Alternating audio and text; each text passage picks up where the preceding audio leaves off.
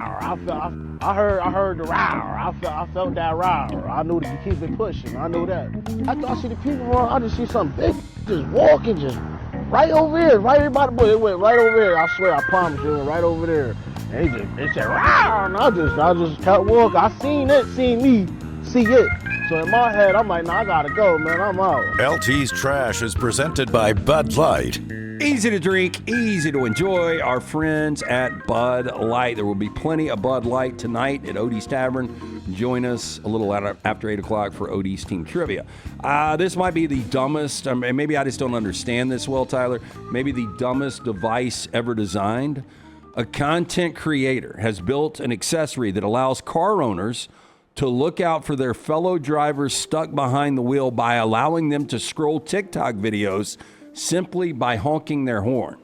What? Now, the device was created by Unnecessary Inventions, I'd who say. shared a video explaining how the setup works and why he built it. Now, the idea, according to the creator, was to make traffic, quote, a little bit more enjoyable by turning impatient honks into a way to interact with TikTok feed mounted to the back of a car.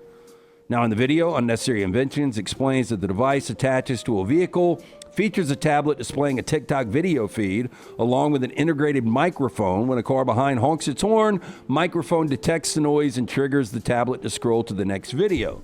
To make that happen, the channel's owner, Maddie Benedetto, started with a circuit board from an existing device designed to wirelessly scroll TikTok using a physical button.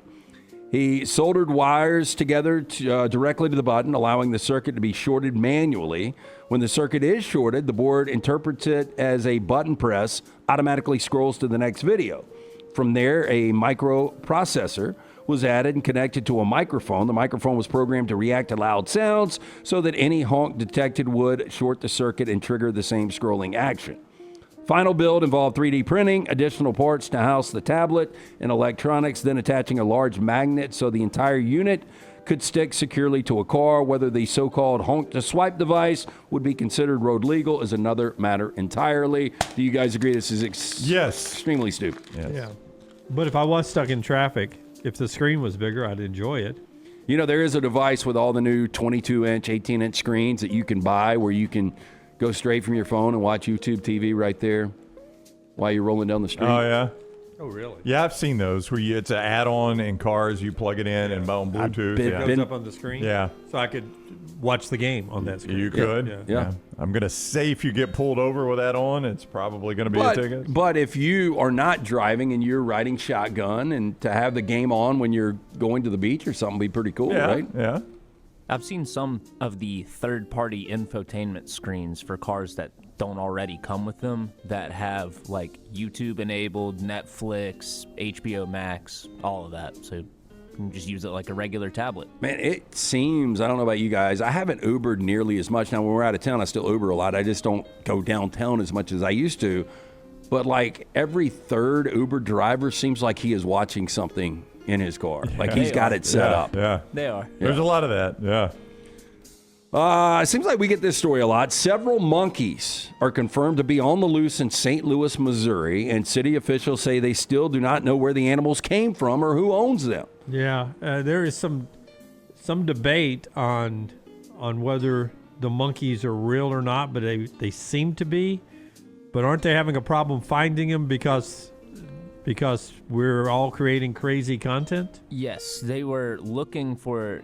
The monkeys really went missing in St. Louis, and there are people looking for them, but then people started memeing it, making AI images, and that made it harder to actually King find Kong's them. on the arch. No, it's these real monkeys. Do we have some of them?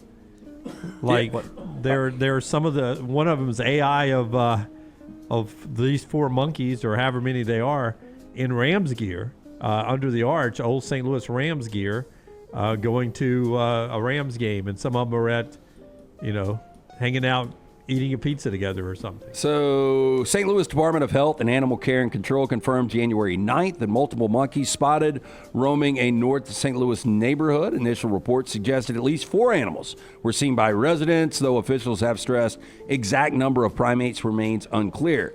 Health officials said this is the first known incident involving monkeys at large within the city. Owning exotic animals is prohibited under St. Louis ordinances, and authorities have not identified any licensed facility or legal owner connected with the animals. With assistance from the St. Louis Zoo, the monkeys were identified as vervet monkeys, also known as green monkeys. You can see a little hint of green in that fur, right? Yeah. Nick asked a reasonable question. Are we certain these are not from the Mississippi monkey wreck? And they've just now made it to Missouri. I think that might have been a different kind of monkey, Okay. but I'm not Well, sure. that's what they it's told a you. valid question. Yeah. It is a valid Least question. shocking thing in the article, the species is native to sub-Saharan Africa and not native Not to Missouri. Not Missouri. So they didn't grow up here. Yeah, they have emphasized zoo was not involved in the housing or transporting the animals. Immigrant monkeys. And they are pointing out to, be careful that these animals are unpredictable. And there was an update this morning. The search is off. Oh, we've caught them all? No, they couldn't find them. Oh, so we just And called they- the search off. Yeah, they just called the search off, and the AI pictures Jim was talking about made it just like even more of a mess to get any good information on where the monkeys could be. Well, that's what I was seeing. That they, because of so much social media traffic, it was making it harder to find where the monkeys were being really sighted because they couldn't get a lead on who saw the monkey because there were so many fake monkey sightings. Oh, that's amazing. I had a buddy that lived in Kenya back, before he actually relocated in like 6th, 7th grade, and thought about monkeys in the backyard all the time, but like not being obviously indigenous to around here, like how do they survive and how long can they survive? It's a great question. I don't know now. I mean, St. Louis is cold. I'd be going south. As Smuff is pointing out, the monkey on the far right is ready to he's got lipstick out. to increase the population of the monkeys in Missouri. It's very subtle. It's very subtle, but I believe. Oh, I see it now. Yeah, I believe he's interested in making more monkeys in Missouri. Yeah, well, monkey around. And, That's right. Never know what happens. but I shocked the monkey. Yeah. So, brass monkey. Yes, that's Funky Monkey. Before stealing a used Stanley Cup from a female coworker, an accused thief remarked that the insulated tumbler, quote, would be a great to hold breast milk, investigators allege. Oh, my. Now, cops yesterday arrested Ariana Moss, 29, on a misdemeanor charge in connection with the December 29th theft at a recreation complex in Largo, Florida. According to a arrest report, Moss was, quote, observed on video surveillance looking at the cup numerous times before taking possession of the victim's 40-ounce light blue Stanley Cup, concealing it under her lunchbox before exiting the recreation center. Moss, cops say, the 22-year-old victim frequently drinking that day from a $60 Stanley Cup, quote, during multiple interactions with the victim. At one point, a witness employee told police Moss had pointed to the cup sitting on an office cabinet and remarked, "This cup would be great to hold my breast milk." Now, pictured right there, Moss on the left, who worked as a supervisor, quit her job 3 days after the incident and has not been heard from since, according to cops. Wait, she was the thief? Yes. Allegedly? Yeah, she was the one that said that Stanley Cup would hold my breast milk nicely. I assume she was being stolen from. Yeah.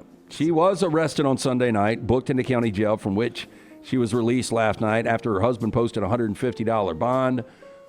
Such a weird crime. It is. How much does one of those things go for now, though? $60. 60? Is that all? I think retail price is like $60, but depending on the color and the model, there's resale value for them. But guys aren't allowed to have a think Stanley that's Cup, died right? off. No.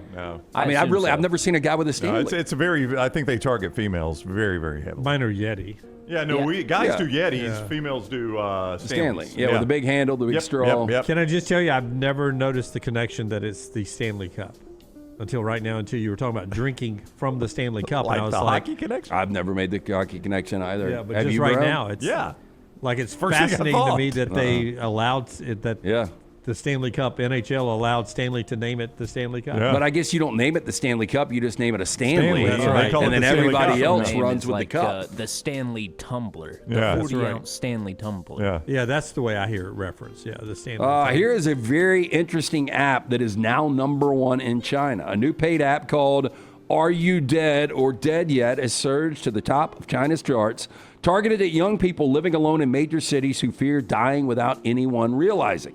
Now launched in May of 2025, the app requires users to check in every 2 days by tapping a large on-screen button to confirm they are alive. If they fail to do so, the app automatically alerts a chosen emergency contact that something may be wrong. Now, at the start of 2026, downloads have spiked, making it the most downloaded paid app in China. Surge comes as solo living rises. Figures showing China could have up to 200 million one-person households by 2030. That is insane. That's a lot. 200 million single-person households. Boy, I mean, the singles bars have got to be packed, right? We've only got 350 million people in our country, and they're going to have 200 million singles in theirs? The app markets itself as a safety companion for people living alone, students away from home, and those choosing a solitary lifestyle. On Chinese social media, one user wrote, "There is a fear that people living alone might die unnoticed with no one to call for help. I sometimes wonder if I die alone, who would collect my body?" Another said the app could be useful for introverts, people with depression, and others in vulnerable situations. Now, speaking to the BBC, Wilson Ho, 38-year-old worker based in Beijing, said, quote, "I worry if something happened to me, I could die alone in the place I rent. No one would know." He said his mother is the emergency contact. What does it really matter, though? You're dead, you're dead. Yeah, they'll know when you don't pay the rent. Yeah. They said it cost approximately $1.15 American cents. Like, what if I just deactivate the app and it's like, oh my gosh, I was checking on Ryan and he hasn't answered. He's dead. I know, I just deactivated the app. Changed phones, didn't download. Could lead to confusion. That is trash today.